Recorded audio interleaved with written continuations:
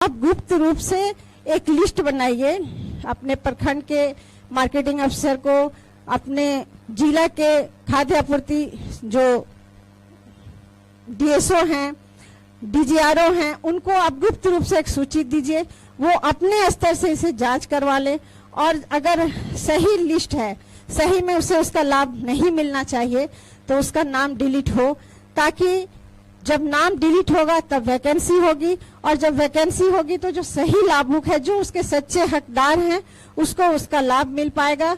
इन्हीं आशाओं के साथ मैं अपनी बातों को समाप्त करती हूँ। जय हिंद, जय झारखंड। धन्यवाद मैडम। मैडम के द्वारा जो निर्देश दिया गया उसका हम लोग अच्छा सा पालन करने की कोशिश करेंगे। सारे मुखियागण हमारे बीच उपस्थित हैं, सभी प्रखंड के प्रखंड विकास पदाधिकारी, प्रखंड आपूर्ति पदाधिकारी उपस्थित हैं।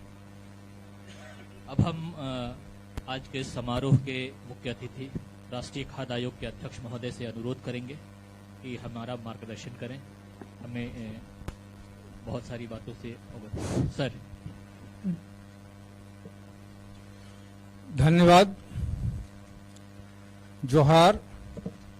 मैं हर जिले में जाता हूं और एक ही सवाल पूछता हूं और वही सवाल यहां नहीं पूछूंगा तो लगेगा कि चतरा जिले के साथ हमने न्याय नहीं किया। मैं हर मुखिया से पूछता हूं कि आप लोग क्या हैं, क्या आपको जानकारी है, आप क्या हैं। आप लोगों को लगेगा कि ये सवाल है या पहेली है।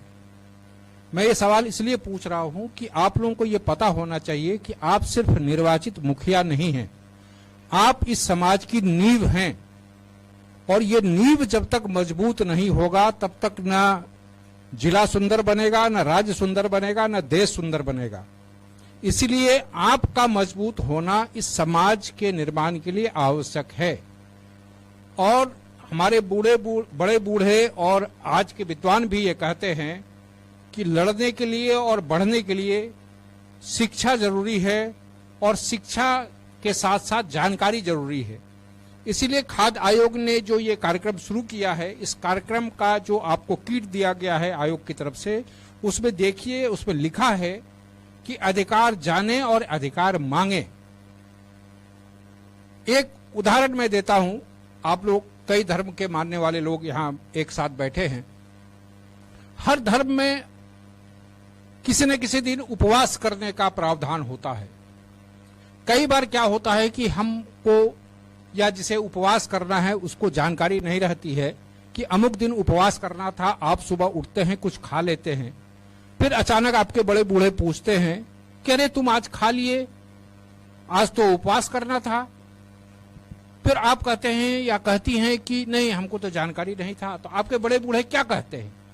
नहीं, चलो कोई बात नहीं, नहीं लगेगा, जानकारी नहीं था ना, अब मत खाना, यही कहते हैं। तो वही चीज आज मैं कह रहा हूं कि अब तक आपने अनजान में अपने लाभुकों का हक अगर जाने दिया, उनको अधिकार नहीं मिलता रहा, तो अब तक आपका दोष नहीं था या अब तक आपको पाप नहीं लग रहा था। लेकिन आज के बाद जब आयोग आपको अपना अधिकार बता रहा है और आपके जो पंचायत के लाभुक हैं, अब अगर उनके लाभुकों को लाभ नहीं मिलता है तो सारा पाप आपको लगेगा। और मैं हर जगह ये कहता हूं कि आपके पास तमाम तरह के फंड आएंगे, तमाम तरह की विकास की योजनाओं करने के लिए फंड आएंगे, आप तमाम तरह के काम करेंगे, आप करें, ये आपका विवेक है, ये आपका अधिकार है, ये आपका संवैधानिक अधिकार है। मैं हर जगह कहता हूं और यहां भी कह रहा हूं कि आप अन्य काम अपने कर्तव्य के कारण करें और खाद्य सुरक्षा अधिनियम में जितनी योजनाएं चल रही हैं उसको आप धर्म के रूप में स्वीकार करें, क्योंकि खाद्य सुरक्षा अधिनियम किसके लिए है? समाज के अंतिम व्यक्ति के लिए है। और हर धर्म ये कहता है कि नर में ही नारायण बसते हैं, मतलब मनुष्य में ही ईश्वर का वास होता है। और अगर आपने खाद्य सुरक्षा अधिनियम को लागू कराने में अपनी मदद की और लागू करवा दिया तो समझिए कि आप नर की नहीं नारायण की पूजा कर रहे हैं।